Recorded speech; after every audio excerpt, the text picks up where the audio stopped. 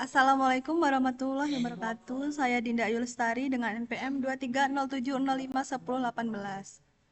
Di sini saya akan menjelaskan modul 3 yang berisi tentang controller dan from. Yang A itu ada asset management.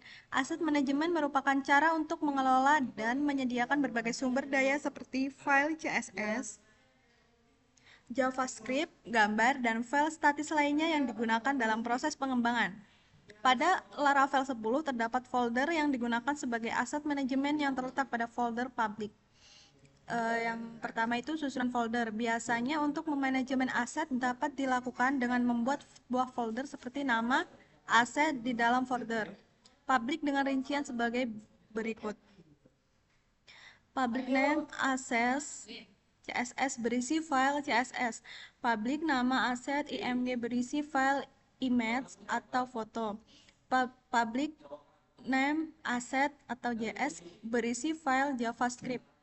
Public nama aset fonts berisi file fonts.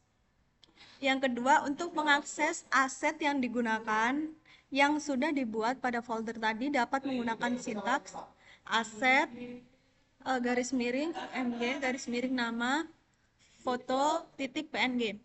Yang B itu ada controller. File controller merupakan salah satu komponen utama yang digunakan untuk mengatur alur logika aplikasi web berbasis model view controller.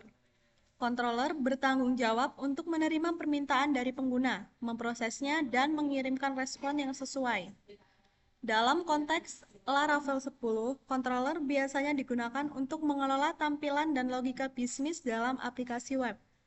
Controller juga dapat diibaratkan sebagai jembatan antara file model dengan view. File controller terletak pada folder app http controllers. Untuk membuat sebuah file controller dapat dilakukan pada terminal dengan sintaks PHP artisan make controller nama garis bawah controller. Pada sintaks tersebut dijalankan, maka akan langsung membuat sebuah file dan kelas sesuai dengan nama file controller yang sudah dibuat tadi. Dalam sebuah controller sebaiknya hanya terdapat 6 fungsi, yaitu index merupakan fungsi untuk menampilkan list data. Create merupakan fungsi untuk menampilkan sebuah form untuk proses input data. Store merupakan fungsi untuk menyimpan data yang didapat pada form input data. Edit merupakan fungsi untuk menampilkan form untuk proses update data. Update merupakan fungsi untuk menyimpan data yang didapat pada form update data. Delete merupakan fungsi untuk menghapus data. Penulisan nama controller menggunakan huruf besar pada awal kata atau di dalam format Pascal case. Nama fungsi dalam controller biasanya ditulis dalam huruf kecil dan mengikuti format camel case. Yang C itu request data. Pada Laravel 10, untuk mengakses data yang dikirim oleh pengguna melalui permintaan HTTP seperti data formulir, post, atau parameter URL GET, kita dapat menggunakan berbagai cara tergantung pada jenis data yang diinginkan dan metodenya.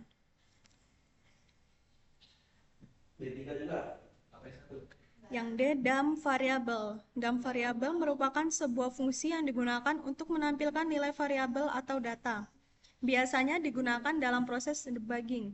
Debugging sendiri sangat berguna dalam mencari kesalahan pada saat terjadinya bug terkait data pada proses pengembangan software.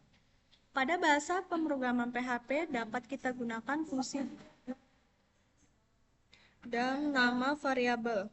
Pada framework Laravel 10 kita dapat menggunakan fungsi dd nama variabel. Yang E ada input from. Yang pertama action.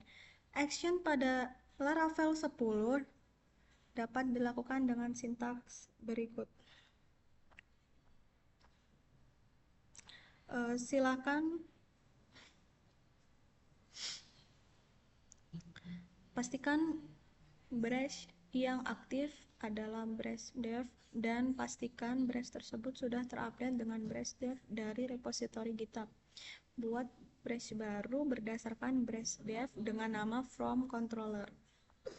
Yang A itu menghubungkan aset. Yang pertama, buat folder aset, bebas untuk penamaan di dalam folder publik. Yang kedua, buat folder sesuai dengan jenis filenya, seperti CSS itu berisi file CSS, IMG itu berisi file foto, JS itu berisi file JavaScript, fonts itu berisi file fonts. Yang ketiga, setelah membuat dan mengisi isi dari folder tersebut sesuai dengan jenis filenya, maka lakukanlah pemanggilan file tersebut dengan cara seperti ini. Yang B itu membuat controller user. Yang pertama itu buat controller user dengan menjalankan perintah PHP artisan make controller user controller melalui terminal. Yang kedua, setelah perintah tersebut berhasil dijalankan, maka akan muncul file controller baru bernama user controller pada folder app http controllers. Yang C itu memindahkan fungsi profile. Yang pertama itu pindahkan fungsi profile di profile controller yang telah dibuat pada pertemuan sebelumnya ke dalam user controller yang baru saja dibuat. Yang kedua, ubah routing profile yang telah dibuat pada pertemuan sebelumnya menjadi ketika kita mengakses URL, maka arahkan ke fungsi profile yang ada pada user controller. Yang D itu membuat halaman create user. Yang pertama, buat sebuah view baru dengan nama create user blade php agar view menampilkan ini halaman create user. Yang kedua, buat router baru yang mana ketika kita mengakses URL user create akan ke fungsi create pada user controller. Yang ketiga, buat fungsi create pada user controller yang mengembalikan view create user. Yang keempat, jalankan PHP artisan serve dan akses halaman. Pastikan halaman yang tampil adalah view create user yang telah dibuat sebelumnya. Yang E itu mengirim data menggunakan formulir. Yang pertama itu ubah halaman create user agar menampilkan form dengan 3 input, yaitu nama, npm, kelas, serta tombol submit, sehingga tampilan akan menjadi seperti berikut. Yang kedua, kemudian ubah action form agar mengarah ke root atau user atau store, lalu metode form menjadi post. Yang ketiga, buat router baru ketika kita mengirim data menggunakan metode post dengan URL atau user store, maka arahkan ke fungsi store pada user controller. Yang keempat, buat fungsi baru dengan nama store pada user controller yang menampilkan view profile. Yang kelima, untuk mengambil data yang dikirim menggunakan formulir sebelumnya, kita dapat menggunakan property request yang dimiliki oleh parents controller.